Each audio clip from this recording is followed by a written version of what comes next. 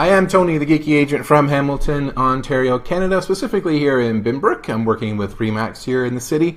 I do appreciate you guys hanging around. We had a little technical glitch there. Facebook was not cooperating as per usual, so we had to adjust a few things. I'm just going to adjust the camera here a little bit so you can actually see me. That's awesome. So, I hope you're having a great day. Sorry for yelling. I like yelling sometimes. It is Wednesday. It is hump day. So we like to sit around and chat about real estate stuff. I've been working all morning on emails and video editing and home evaluations and that. So I've been stuck on my laptop all morning, and I thought I'd just get in touch with y'all and see what's up. So today we are going to discuss open houses, and it is I wouldn't say a controversial topic, but it is a very divisive topic amongst real estate agents and even amongst home sellers. Most of the home sellers I deal with now just sort of as a matter of course or almost automatically presume that they need to have an open house to sell their home. And mainly that's because they've been told by real estate agents that that's what they need to do. If you look at the statistics, though, the actual number of homes that are sold by people who visited an open house and then decided to buy the home is less than 1%. This is coming from the National Association of Realtor Statistics from the United States. I presume that the statistics will be relatively similar here in Canada. So that's not to say that open houses can't be useful, because there are a couple of different kinds of open houses that you can have. I personally have conducted public open houses, so these are normally the ones that you'll see on a Saturday or Sunday afternoon. In this area, it's usually from 2 to 4 p.m. Some places it's from 1 till 3. Some places only do it for an hour long. And the general idea is to let the public access the home so they can come in and see what's for sale.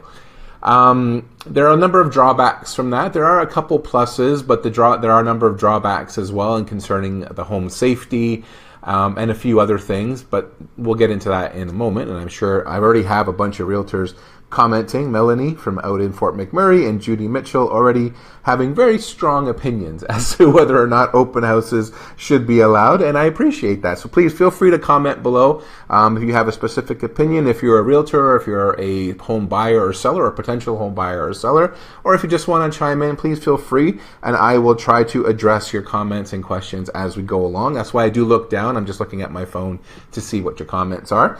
And the other type of open house that I normally conduct is called a realtor open house. So the difference between that and a public open house is that the realtor open house is usually conducted during the week. We're looking at anywhere from Monday to Friday, usually in the morning, so 10 a.m. till 12 p.m. So usually the home seller is off at work, so there's nobody at home, and I, as the realtor, at least the way I conduct them, I'm present at the house, and the home is open, provide a few refreshments like coffee and cookies just for people to come by and that sort of thing, so that other realtors working in that area can come by and see what's available for sale.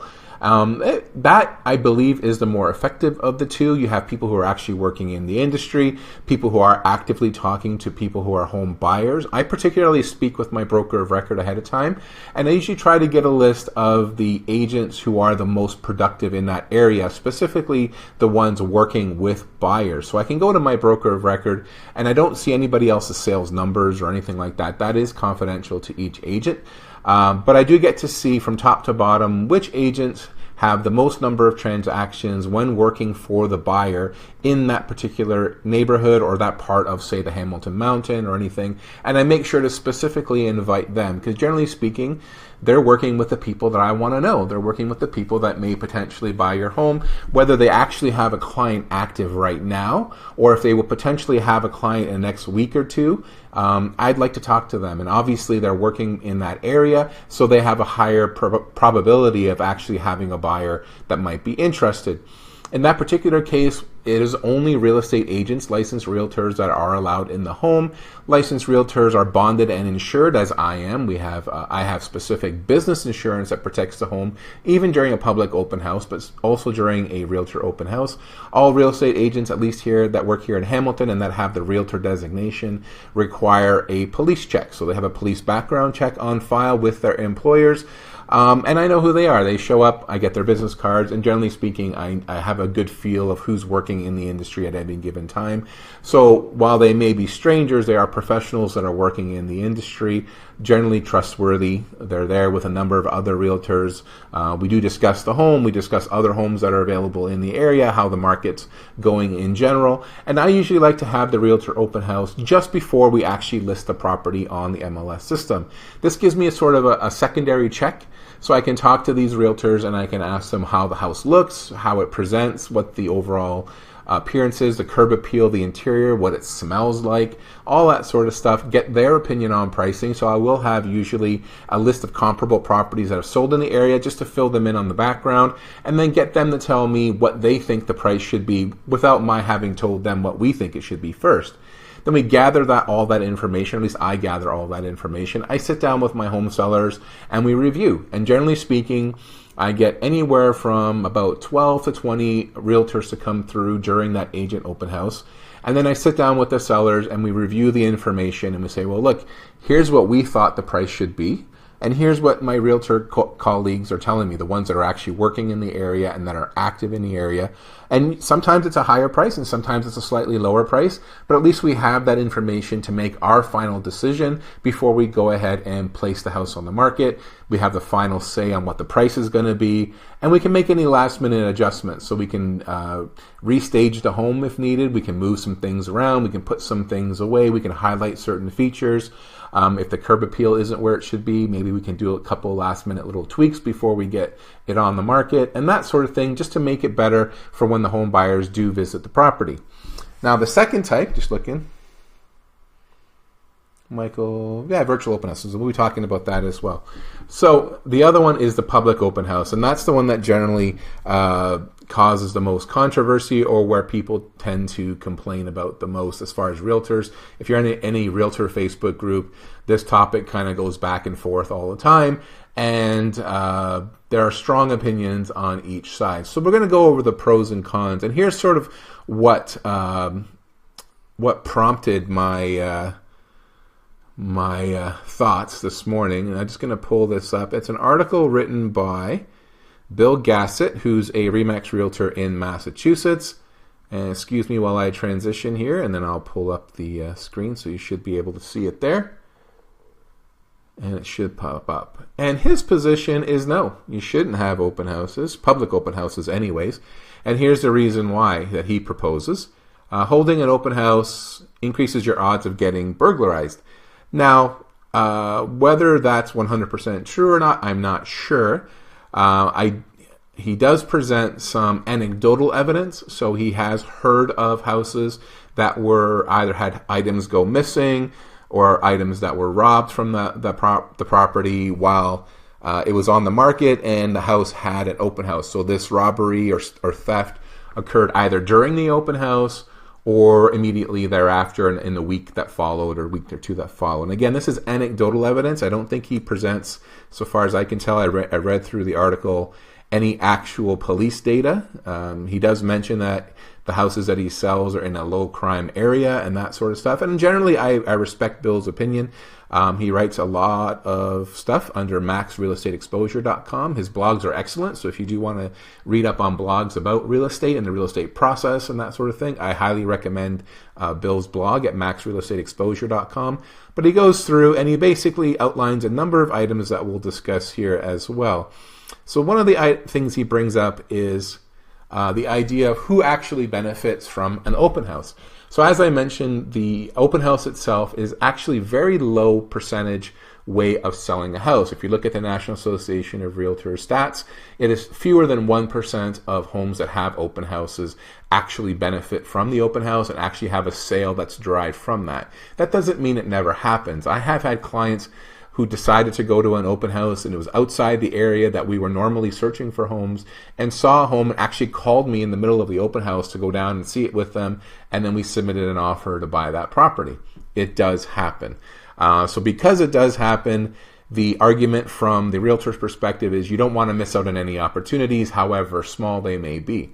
The other argument is that depending on your realtor. So some realtors are really good at open houses. Some realtors actually make the open house into an event, and they actually put a lot of work into it. They farm their database, which means they're contacting their past clients who They haven't necessarily mentioned that they're looking for a home yet, but they're sort of in that time period where they might be looking for a new home.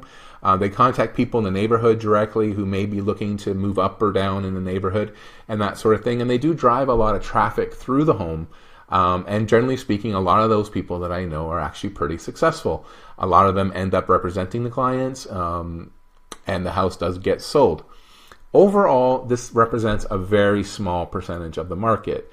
So there are some drawbacks to having a public open house. The number one drawback for myself as a realtor, who's a licensed realtor, and who makes sure that my buyer clients are all pre-approved. So if I'm working with somebody who's a buyer, I make sure that they've spoken to a mortgage broker or a mortgage specialist at a bank, and that they have a pre-approval. So we know who they are, we know who they live, we've done a credit check on them.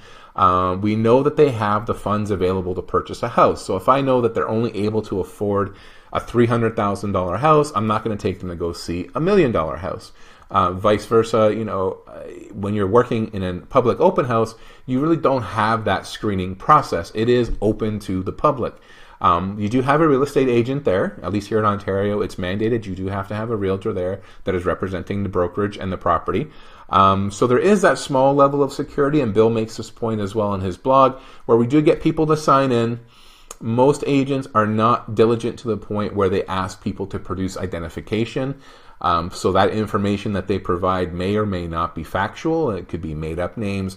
I know a lot of realtors get frustrated when they look at their sign-in sheets after the fact and see things like Fred Flintstone, Casper the Friendly Ghost, that kind of thing, because people don't necessarily want to share their personal information, because depending on where they are in that sales cycle or the purchase cycle, they may be fairly early on. So you do have a lot of people coming through your home who you really don't know, and you don't know if they're even pre-approved to purchase a property. You have a lot of nosy neighbors. That always happens. And you do have a lot of people who just happen to be out and are using open houses as a means of entertainment.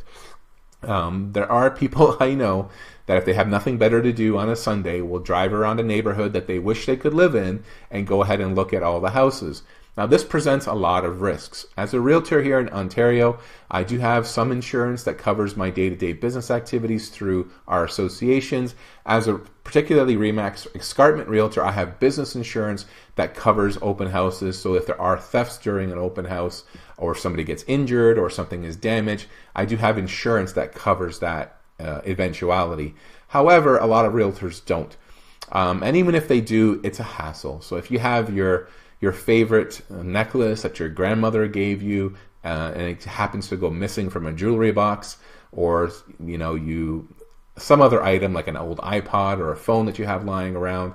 There's also personal information. So if you happen to have bills lying around your house that may have your account numbers, your social insurance number, and that sort of thing, there's a potential for identity theft. So if I am going to conduct a public open house, if the sellers actually request one and do want me to conduct one, I will fulfill that request, but I do recommend to the sellers to put all of those items away and actually have them removed from the home if at all possible. So if you have a brother or sister or mother or father that can hold on to your valuable goods for the time being while the house is for sale, I generally recommend that they do that. I also recommend to make sure that if you do have personal items like I said, bills that have your account number, your tax returns that have your social insurance number, etc., that they are either locked away or removed from the premises as well, just for the safety of the people selling the home. So that's a general thing. But again, the opportunity for theft is there. Generally speaking, you have one realtor that's working the open house. They're sitting in the main floor near the front door in the kitchen area talking to clients there. And once you get a larger number of people going through the house, any more than 3 basically, you really can't keep tabs on them all. Some realtors try to do guided tours. So they'll put a lock on the door. The door will be locked. They'll take a group through the house for about 5 or 10 minutes, and then they'll escort another group through the house. So that's a little bit more secure way of doing it, because the realtor can keep tabs on everybody going through the house. But generally speaking, you're letting a lot of people through your house that aren't going to buy your house. So who benefits? Ultimately, the real estate agent does. I mean, it'd be a complete lie for me to tell you that we don't. I mean, I think most people do, and I think most home sellers understand that as well. That if we do get someone who comes in to see the property and they don't actually want to buy that specific property, that I, as a realtor, as a business person, I'm going to talk to them and hopefully get them to continue to work with me to go see other properties that they might like. Some real estate agents are really good at what we call converting clients that way, people who are just looking and getting them to the point where they might want to buy a property, and then taking them out, and they use that as a source of prospecting for new clients. A lot of times the open houses, depending on how they are at a time of year, nobody shows up. Certain times of the year it gets really busy. Other times of the year I talk to most of my realtor friends, and you're lucky to have one, maybe two people come by an open house. A lot of times you have nobody come by an open house, so they're sitting there for 2 hours doing virtually nothing, scrolling through their Instagram feed or whatever they might be doing. So generally speaking, it doesn't really benefit the home seller that much, and I'll tell you why. There are many other ways that we can go about advertising a home. Technology has advanced to the point where I at least make regular use of video tours, and I make use of 3D home tours that I use as a substitute for the public open house. This allows people to walk through the home. It shows them floor plans of the home. It's a 3D model of the home. So they can actually walk through, and they can take their time. They can go back and look at it as many times as they want. A lot of clients that end up coming to a property that I have for sale or contacting me comment to me that they've basically spent the entire week walking through the house. All their spare time they jump back on and they take a tour of the home. So they feel like they've already been in the home. So I'll give you a couple of examples of what we're doing. Hey, Alex is there, Josh is there, Wade, Sean, Wendy's there too. Hey, hope you all don't hate me. But here we go. So I'm going to switch back to the desktop view here, and I'll show you some of the things that we do in place of a public open house. So we do 3D tours. So I've showed you this before on my video feed, so hopefully this works out well. This is a property that I just sold at 19 Mona Lisa Court, and this is the Matterport 3D tour. So people can go online at their leisure. So at this one, if you go to monalisacourt.com, you can actually take this tour yourself. And if you just tap away, you can actually spin the house around. If you move your cursor forward, you can actually tap and walk through the home and take a really good look at what the home looks like. You can look up, you can have a look at the ceiling, the floor, have a look at what the view is like, see how open it is from the kitchen into the living room and dining room. Take a look at the stone counters and the kitchen cabinets. If you come down to the bottom on the Matterport one specifically, you can jump to the upper level here, and it'll take you straight up to the second floor, and you can do more of the same. This is actually the Matterport camera reflected in the mirror there, which is kind of neat as well. So we do this, and if you go to, I usually buy a specific domain name. So like I mentioned, this one is at monalisacourt.com. If you go to openhouseonline.ca, this will also take you there. I usually have a list of properties there, so you can take online open house tours or open house online tours, sorry. Online open house is a different website. You can take openhouseonline.ca tours of all the properties that I have for sale, and they usually include these 3D Matterport video tours. Matterport is a great technology, but what I'm actually exploring, who I saw at Inman, New York, which is a real estate conference in New York, is these guys here at GeoCV, and they're actually a new company. They do 3D tours as well, but the technology is actually a little bit better in my opinion. I'm going to show you an example here, and this is why I like it. Matterport, I can't do outside images. The sunlight really messes with the big 3D Matterport camera, and this particular company actually just uses my phone, so my Samsung Galaxy phone, instead of the big expensive Matterport camera. And as you're going to see, I'm going to take a walk out onto the terrace as soon as the computer catches up to me, and I can actually be out on the terrace and take a look at the cityscape, which I cannot do with Matterport. So I can walk out onto the patio, I can walk into the backyard, and I can take a really good look at what the house looks like from the outside, what my view is like on the balcony, and I can move around into this beautiful outdoor space on a New York condo. This is why I love New York. I think it's New York, might be Chicago. I forget where this one is, but it's a beautiful view either way. So GOCV is something I'll probably be moving to in the new year once we get this technology moving. So in place of the public open house, you can do this. Whoever wants to go on there can have a look on there. You don't have to worry about people like your nosy neighbors and people who are not qualified to buy the home actually physically being in your home and potentially going through your clothes drawers or your closets and your kitchen drawers and all that kind of stuff, which technically they're not allowed to do. It is protected by privacy provisions, but in reality, if the realtor's not there actually watching the people, you don't know what they're doing. So this is one of the things you can do here. And ultimately, another thing that I do are 3D walkthroughs.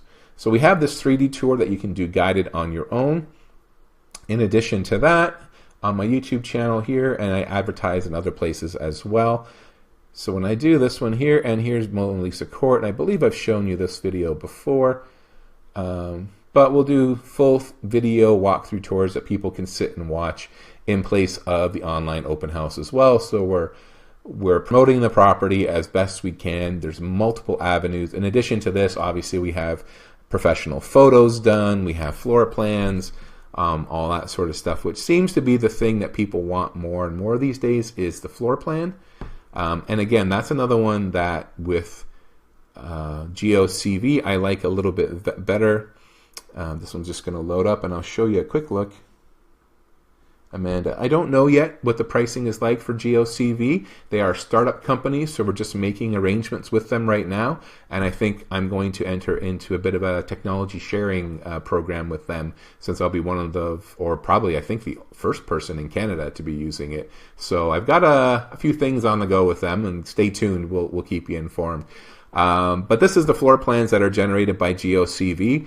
It's a lot cleaner than a lot of the ones I've seen. Sorry, Matterport, I love you guys too. I just happen to like these a little bit better. The accuracy is not something that you can depend on. So the measurements here, this is sort of for estimating, I would say, at best. The realtor is part of their obligations to actually be at the property and measure the actual rooms in person to verify these measurements. So you would go back and look on the listing to get the actual room measurements, but this gives you a pretty good idea what the layout is like, and it gives you this overlay. You can switch back to the dollhouse view, which I like, and you can sort of flip the house around. You can do this in Matterport as well, which we've been doing for a couple of years now, but then you can click on a certain area and it'll take you back into the home there. So I really like GOCV. Again, they're a startup company. There's tons of new technology out there all the time.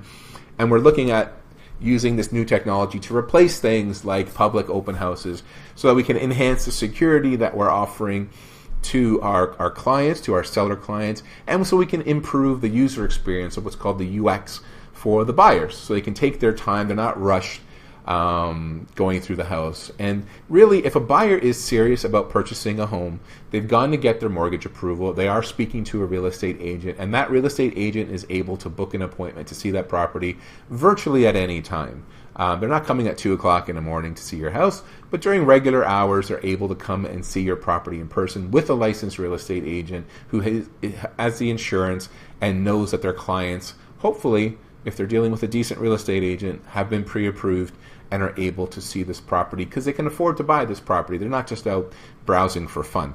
Other ways, we have an appointment center that books appointments for us and makes sure that we get people in to see you. Our appointment center last year booked over 100,000 appointments just in the Hamilton-Burlington area itself. So our appointment center is absolutely fantastic.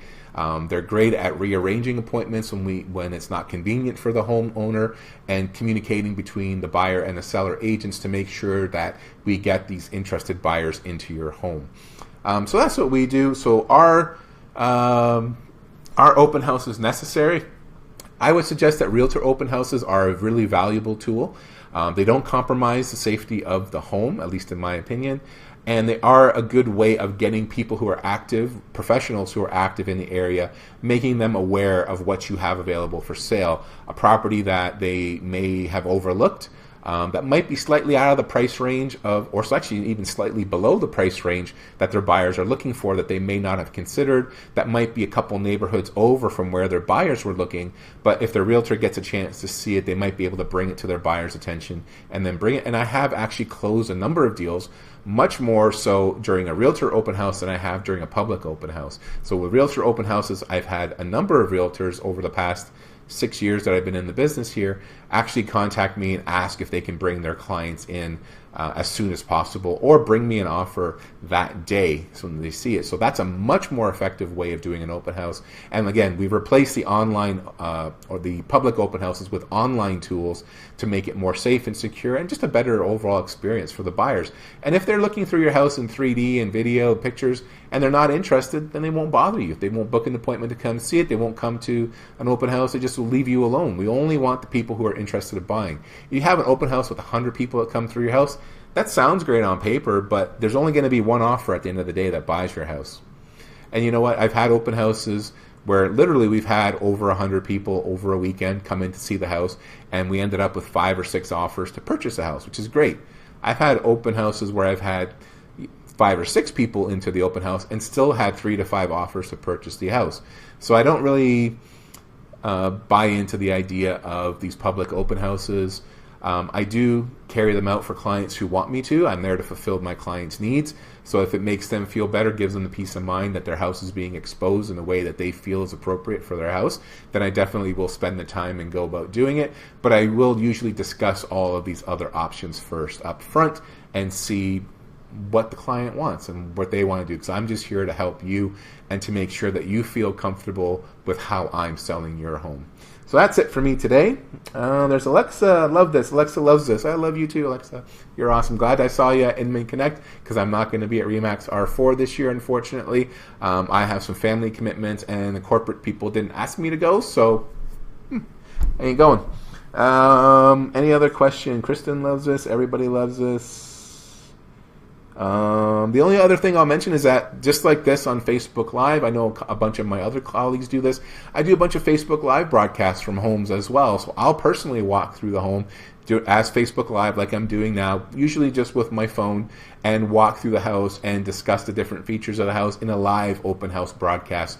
Sometimes usually during the week, during the lunch hour. I try to schedule them when I know people are paying attention. So during the lunch hour like now, during the afternoon break, or during the evenings when I know people have time to actually sit and watch. And then those live broadcasts just stay on Facebook and they get reposted to my YouTube channel as well, so people can watch me walking through the house, selling your house for you. So that's the other thing that we do. Not worth the risk. Melanie hates public open houses. So there you go. I think that's the general consensus now, but there are a few different options that way. So hopefully you got something there. If you have any questions, please feel free to contact me at your convenience. This has been a broadcast of RE/MAX Geek TV. I am Tony the Geeky Agent. At least this is my version of RE/MAX Geek TV. If you do look for me online, you can find me pretty much anywhere. I'm on Facebook, obviously, as I am now, but I'm also on Instagram and YouTube. Those are my primary social media channels, but you can also find me on Twitter, Tumblr, Snapchat, and Pinterest. I do have accounts there at the Geeky Agent. I do respond to messages I receive through there just as quickly as I do to any other messages. I just don't really post a lot of content on those channels. If you do want to contact me directly, you can private message me through any of those channels, as I mentioned. You can also text or call me at 289-237-9896 or email me at tony@thegeekyagent.com. You can also visit my website. There's tons of information there for you as a buyer or a seller. There's mortgage calculators, closing cost calculators, properties that are listed, and a number of these helpful real estate videos posted there as well. So visit me at thegeekyagent.com. You can also visit hamiltonlifestylesearch.com if you're looking for a house in Hamilton, and find a number of different useful search features there. And I believe that is pretty much it for today. So I hope you have a great rest of the day. Who else there? Johnny Bouchin is there. No more questions I don't see. It is a snowy day here in Binbrook, but it's not exceptionally cold. So I hope you have a great rest of the day wherever you are on this hump day. That's all I'm going to say about that. So I hope you have a great rest of the day. Do whatever you want with it. How about that?